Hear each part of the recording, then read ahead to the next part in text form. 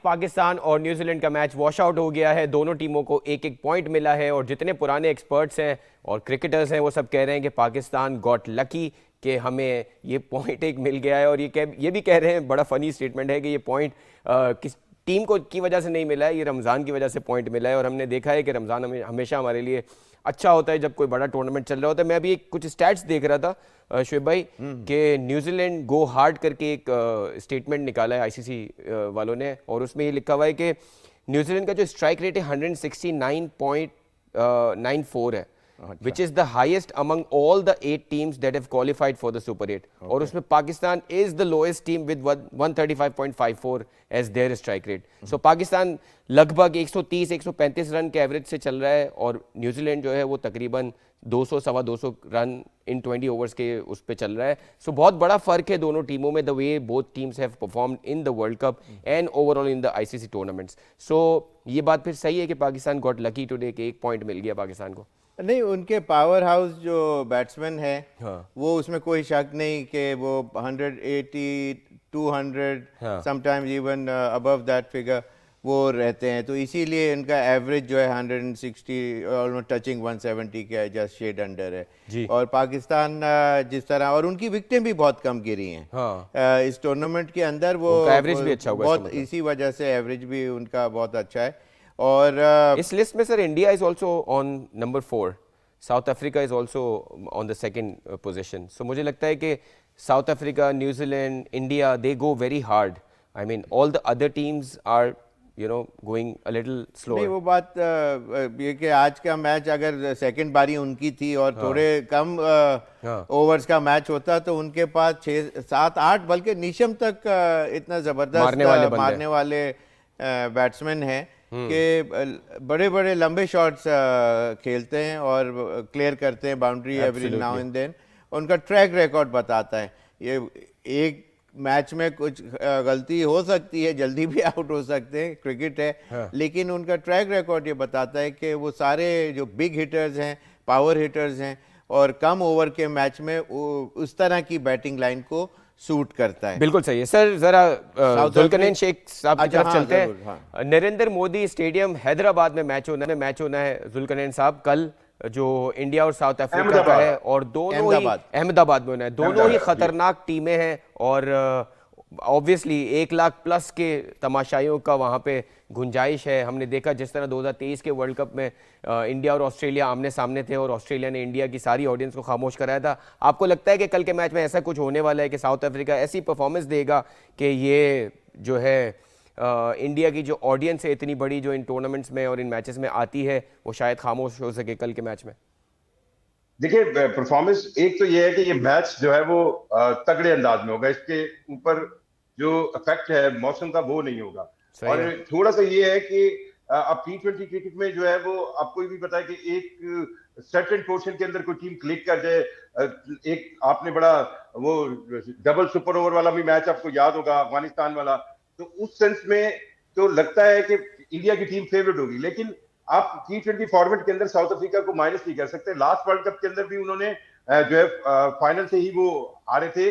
सो अभी इस मैच के बारे में ये बड़ा अच्छा आपने पॉइंट बोला। ये वो दो टीमें हैं जो लास्ट T20 वर्ल्ड कप 2024 जो यूएस और वेस्ट इंडीज में हुआ था उसके फाइनलिस्ट दोनों टीमें हैं ये, और ये उसके बाद पहली बार आईसीसी टूर्नामेंट में आमने सामने आ रही हैं दोनों टीमें।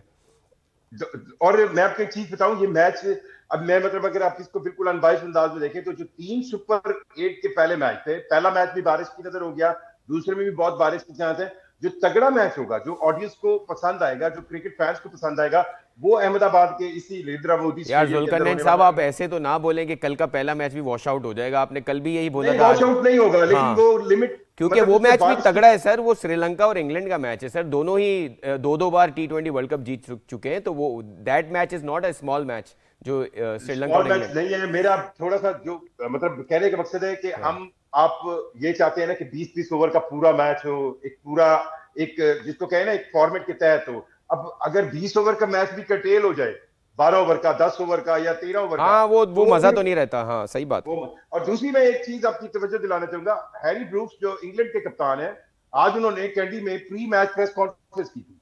वहां पर उनसे एक सवाल हुआ जो पाकिस्तानी प्लेयर्स के बारे में था।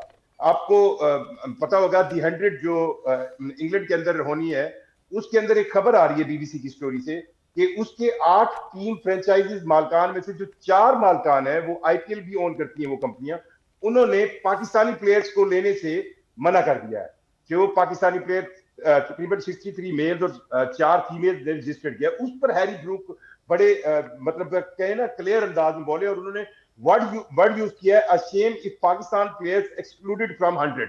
मतलब उन्होंने इसको शर्म कहा है कि अगर पाकिस्तानी प्लेयर्स को 100 से जो है वो निकाला गया। और आपको ये भी पता होगा कि आईपीएल ओन करने वाली वही कंपनियां जो है, जो 2023 के अंदर साउथ अफ्रीका के अंदर ऐसे T20 लीग शुरू हुई, 6 की 6 कंपनियां वो ओन करते हैं, उसमें भी कोई पाकिस्तानी प्लेयर नहीं है। सो इस चीज को लेकर यहाँ पर श्रीलंका में भी जो क्रिकेटिंग हल्के हैं वो इस चीज को बहुत ज्यादा मतलब इस पे उनको लगता है कि ये बहुत बड़ी ज्यादती होगी कि पाकिस्तानी प्लेयर्स को अब इस तरह निशाना बनाया जा रहा है। और खुद इंग्लिश प्लेयर यानी हैरी ब्रूक उनके कैप्टन जो है वो इस बात पर इसको शर्मनाक कह रहे हैं कि अगर ऐसा होता है कि, और वो ये कह रहे हैं कि क्रिकेट का फ्लेवर नहीं रहेगा।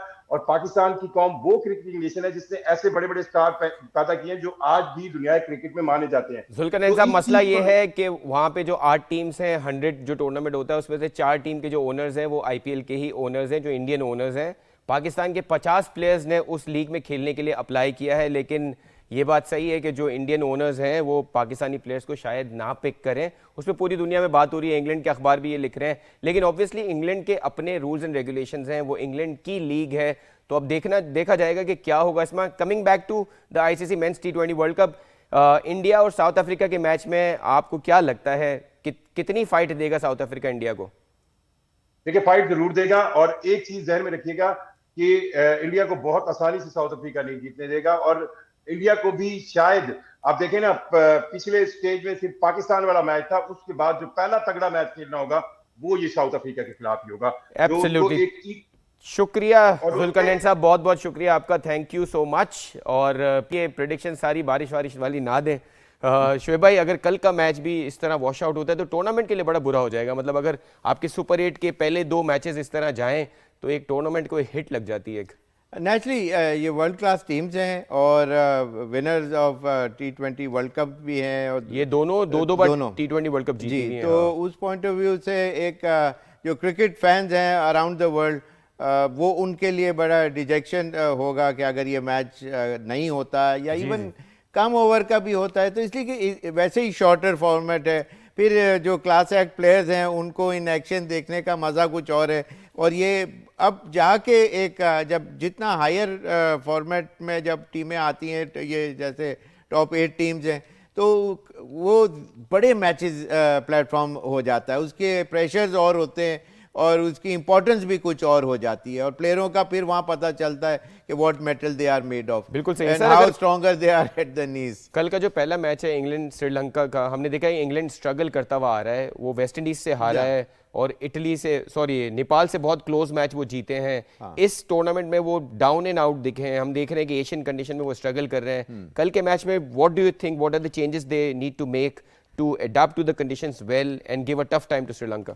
श्रीलंका एक मैच निशांका की आउटस्टैंडिंग इनिंग से तो जीत गया था, लेकिन इमीडिएटली फिर उसके बाद उनको एक ड्रॉप सीन देखना पड़ा और जिम्बाब्वे की टीम से वो हार गया। तो अब वो उनका जो कॉन्फिडेंस लेवल है वो, लेकिन सर इंग्लैंड क्या चेंजेस करे? इंग्लैंड को पहले बात कर लेते फिर श्रीलंका पे आते। हाँ, इंग्लैंड का आपने बताया कि जो मैचेस क्लोज शेव उनके रहे, जस्ट जीते हैं, कोई बहुत बड़ी विन नहीं आ रही हैं now, but they are in the final 8 team, top tier के ऊपर अब आ गए हैं before they go into the semifinals. England की टीम बिल्कुल सेमीफाइनल में जा सकती है, वो इतनी टफ टीम है कि they can bounce back. Australia जो है वो ज़रूर बाहर हो गया, लेकिन ये उसी तरह के ये इन कंडीशंस को ज़्यादा अच्छा अडेप्ट कर सकते हैं, और इनके प्लेयर जो है मैं समझता हूँ कि ज़्यादा इस कंडीशन को अवेल करेंगे।